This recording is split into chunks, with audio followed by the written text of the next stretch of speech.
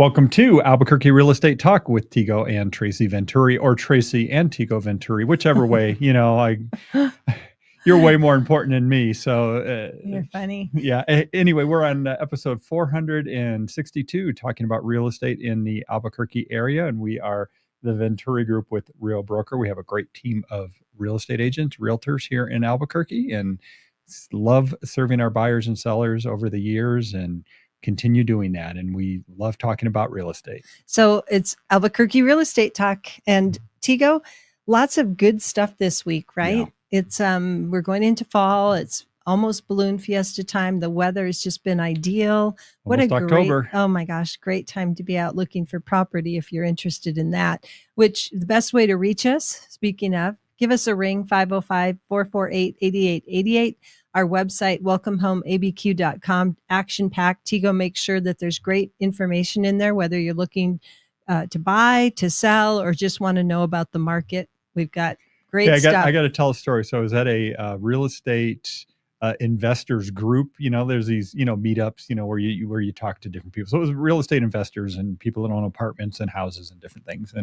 And one guy came up to me and goes, "You've got the best market data on your website. It's way better than anything else I can find anywhere else." And I'm like, "Okay, good. Thank you." Yeah. And that's your intent, is to make sure it's a resource. We know we have lots of realtors who listen to our show. Thank you for that. And who, use the stats, because some of the things you provide are really unique, and they're right. They can't be found easily elsewhere. So thank you for that. Okay. Speaking of stats. Oh, Statomatic. Here we go. No. This is about you. So, we've been doing the show for a while, and what happened was a producer from CNBC, the financial news channel, found us, found you. Yes. Picked me out of YouTube, they said. Yeah. And you were on the Power Lunch. They were doing what did they call it? It was Powerhouse Across America or something. Hold on, I wrote it down. What was it called? I don't remember. Anyway, it was they were highlighting different real estate markets around the country. They had done New York. Where was it? New York? They were in Poughkeepsie. Yeah, fun name. And what, Dayton, Ohio, and then Houston, Dallas. or Dallas, and then here. And I don't know where they were after that, because I don't have time to watch that. But yeah. Oh, that's tomorrow. Oh, that's right. We missed it. Yes, we missed that day.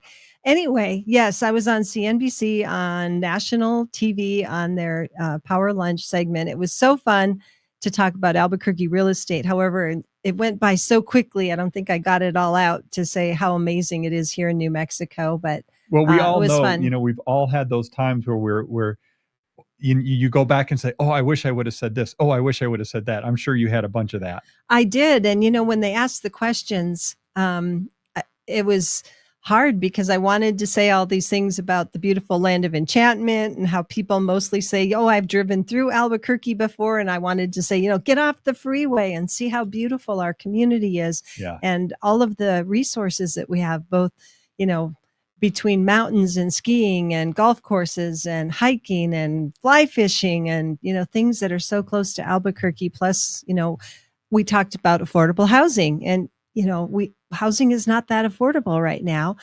But, when you look at Albuquerque compared to a lot of the bigger cities around the Southwest, we're more affordable. And I don't know that we got that across. Yeah, I don't know if it came across. I think it did come across in the sense that they were highlighting $1 million house in each one of these markets. And I could tell that she was like, "Wow, that's a lot of house for $1 million." And that's true. You can get a lot of house for $1 million in Albuquerque compared to a lot of these other markets. We are still, lower price than many places in the country. Yep. So I know that's hard for people to accept that are trying to buy a house right now and looking at 8% mortgages and, looking at a $320,000 or $420,000 average price. Can we go there? You just said something that takes my breath away. You said 8% mortgage. I'm afraid so. I mean, that's, if you look at the stats and they measure, somebody that's very well qualified, maybe he's going to get 7.5, but that's kind of the range now, 7.5 to 8. There's a lot now. Again, I should be careful there because there's so many other there's different programs, there's different ways you can do it. Even the MFA program might be something, the Right. Mortgage Finance Authority program here in New Mexico. The state down payment assistance program. Speaking of, a lot of the home builders here have some really great deals going on right now where they have bought a bulk of money and they're offering it for limited time until it's gone at lower interest rates. I saw 4.99 on one builder. I saw 5.25. I saw 5.99. And some of it is a temporary buy down, maybe for your first year or two while you own the home. So it's easier to get into it and get going while you're getting established. And then maybe it goes up to what current interest rates are right now. However, if rates go down, between now and when your rate goes up, you could always refinance into it, right? Yeah. And there's been a lot of conversation about that because a year ago, people were saying, marry the house, date the rate. And the point was, buy the house now, the rate's going to go down. And a lot of people were projecting that rates were going to go down by this time. Now, right where we're at now in September of 23, and they didn't. No, and if you bought it, up. I was going to say, if you bought a year ago and you were worried about, buying a home with a rate at the highest in 20 years, well, it's actually gone up a little bit more. So you actually did good by buying then. However, and prices. So, okay, let's go through because, we had a whole series of data and questions prepared for your CNBC interview.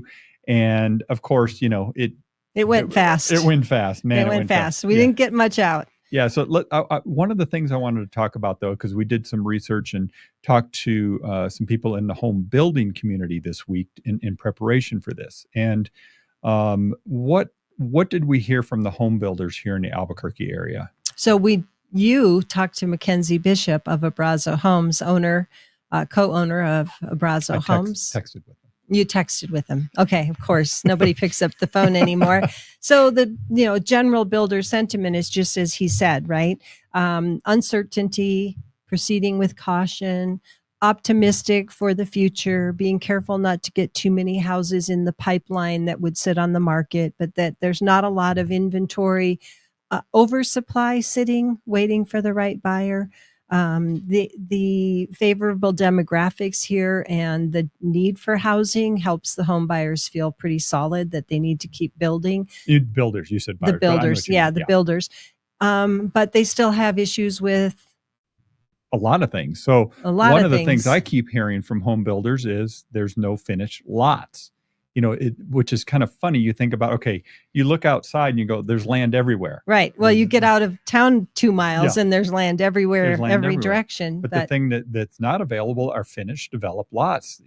There's just not too many of them. And there's a lot of reasons for that. But one of them is it's a 2-year investment project where somebody has to sink a lot of money into, doing that project. And there's not great financing for those type of things either. So it's I'm going to say risky investment in the sense that it's a long-term investment, and something might change. So what's happened is we've worked through all the oversupply of lots that we had after 2008, and now it's just trying to build it back up. So there's definitely a shortage of that. And, right now, as we sit today, end of September, early October, there are, new construction homes available, and they're, not selling quite as fast as they were, here a few months ago. So there is some availability in new construction, but looking down the road, there's some concern that there's not going to be enough. We're not going to be building enough to deal with the short supply that we do have in our market for housing. Yep.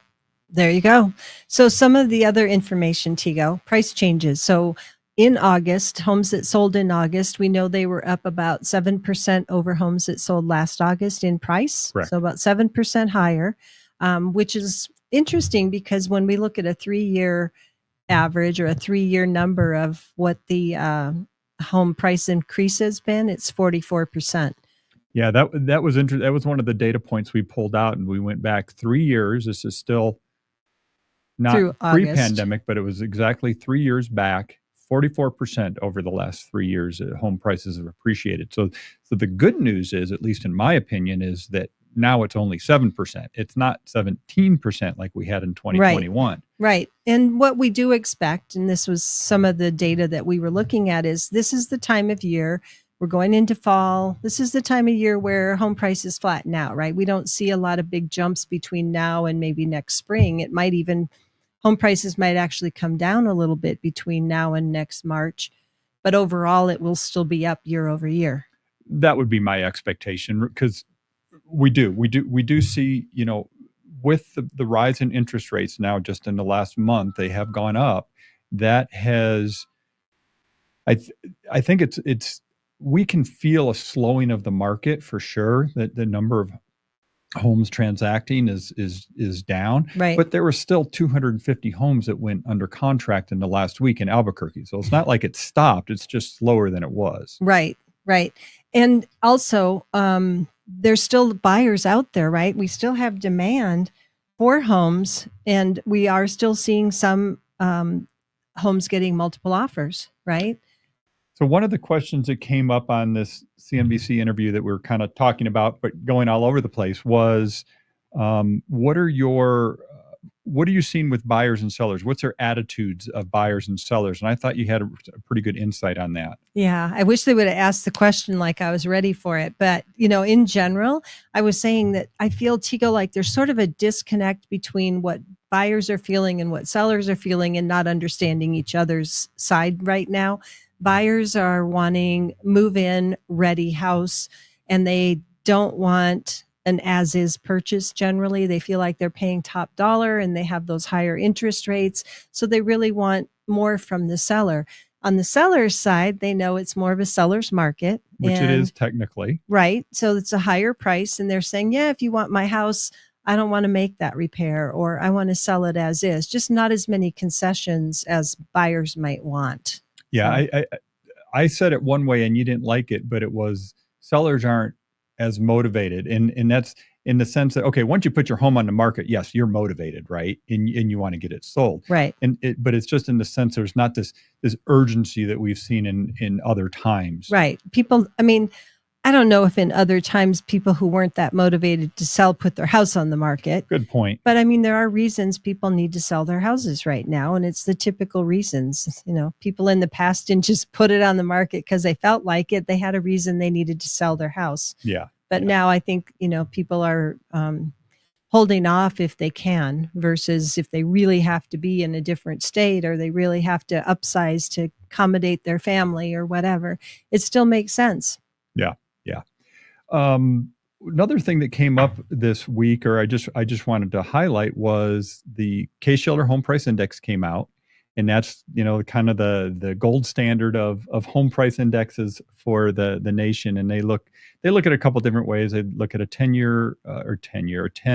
city, and they look at a 20 city, and then they look at the national. And the short of it was, year over year, home prices are up about 6% in the whole country. Yeah. Now, the thing that's interesting about that is we did have a pullback from summer through winter last year. Prices came down, but now, again, through the spring, and I think this was probably through August. Maybe through second quarter. Maybe it was July. I don't remember now. I don't have it in front of me, but maybe through July. That would make sense. They have that big lag. Anyway, the prediction of the housing crash that I heard a lot of back in the winter, that didn't turn out so well. Which you didn't. People. No, I never subscribed. Never to that. subscribed. No. So I want to go back to prices, Tego. We talked about that in August, the homes that sold were 7.7% higher than last August, right? But what we didn't talk about was prices. And I think it's interesting because we see a lot of headlines with average price, median price, Zillow price, whatever price. And I kind of want to go back to that. So the average price through August of homes sold is $420,000. Correct. Right. But the median of homes sold is 360. Correct. So I think for a lot of people, that's a huge disparity, right? That's $60,000 difference between average and median. And then there's this thing out there that sometimes gets quoted, and is the Zillow home price value. Home value. Home value index. Home value index. HVI, I think is what they call it. Or So ZHVI is their abbreviation for Zillow Zillow Home Value Index. So Zillow Home Value Index says 322 for our area. 322,000 is the value of homes. But that's not homes that are on the market or sold. That's all homes. Correct. So that's all the homes in our area. They're saying the average value is 322,000. So there's a lot of confusing numbers out there.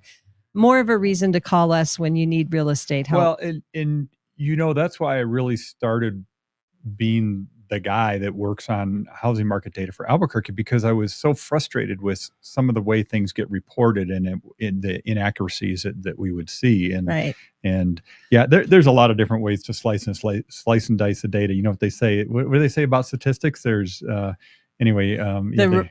there's lies, there's dang lies, and there's statistics. And then there's my way. Oh, yeah. I just made that up. Yeah. So let's talk about price reductions. Yes. So it's that time of year. The question is, are we seeing a lot of price reductions in home prices of homes that have been on the market? Well, and the answer is based historically. Compared to earlier in the year, yes, we are. But it's normal that this time of year we see more price reductions. Right. So yes, we're seeing more price reductions, but it's typical for this time of year. Yeah, if you look seasonally.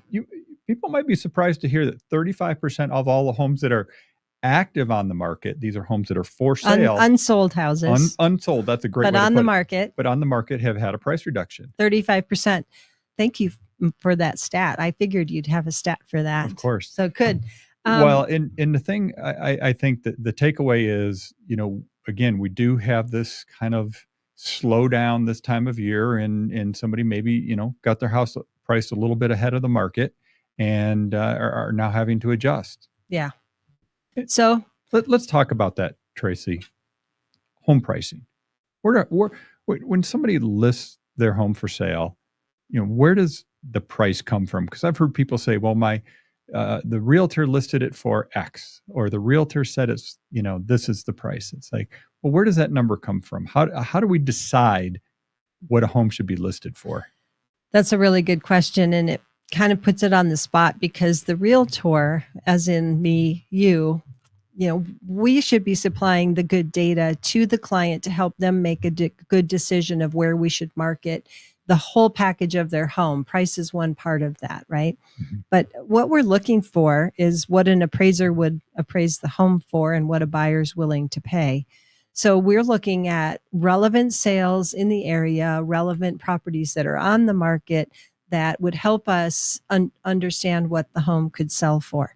Yeah, and it's just like positioning any other product into a market.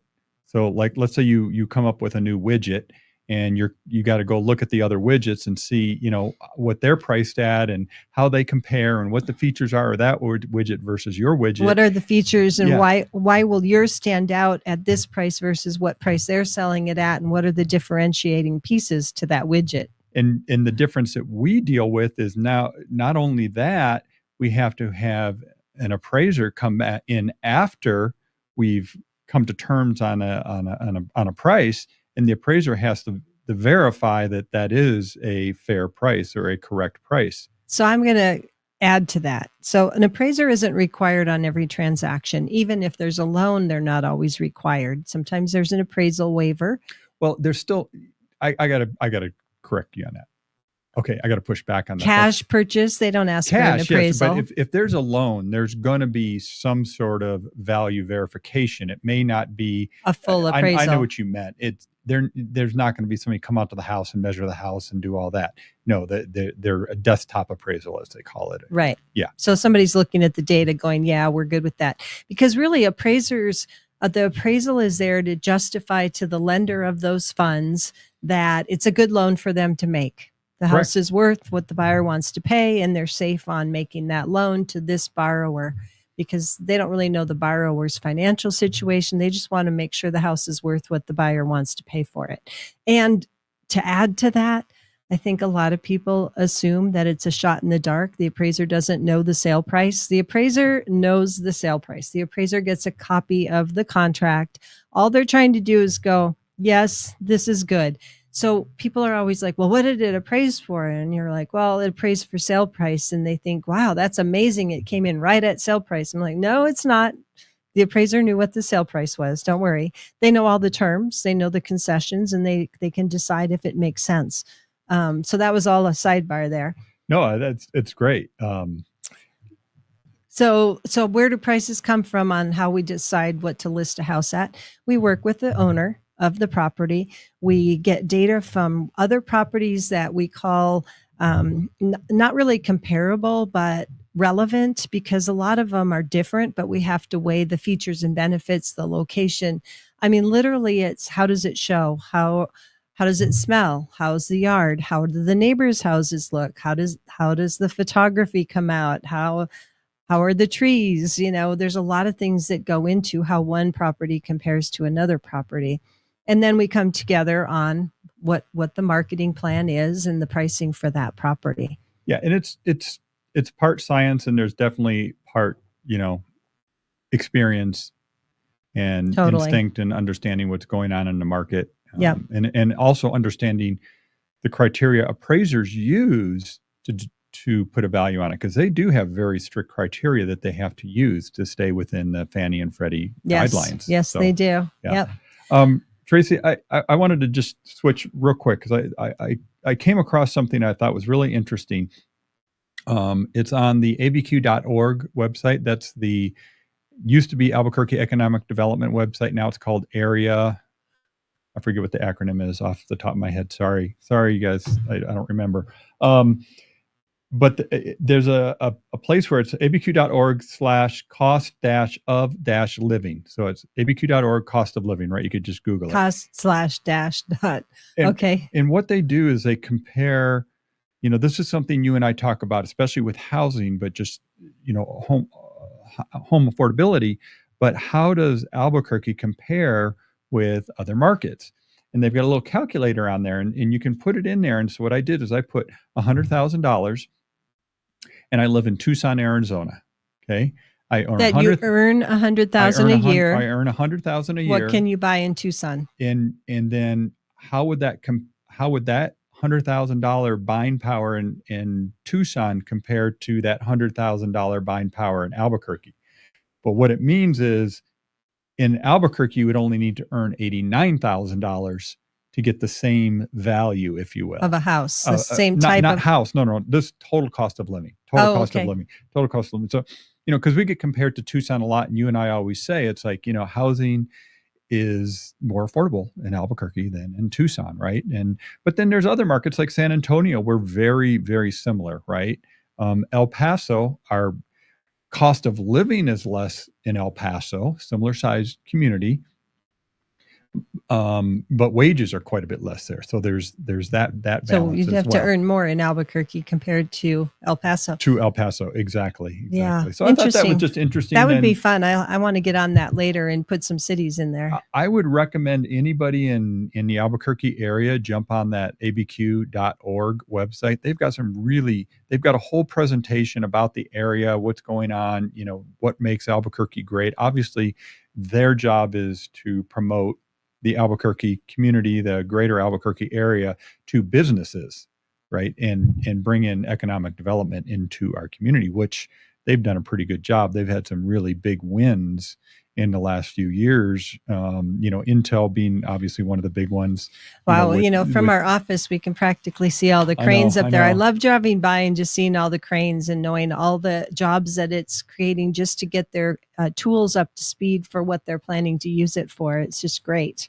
The other one is the Maxion Solar that just got announced. So it's a big solar manufacturing facility that's going to be at Mesa del Sol. That's a huge dollar amount to invest and build that. $1 billion investment. $1 billion investment.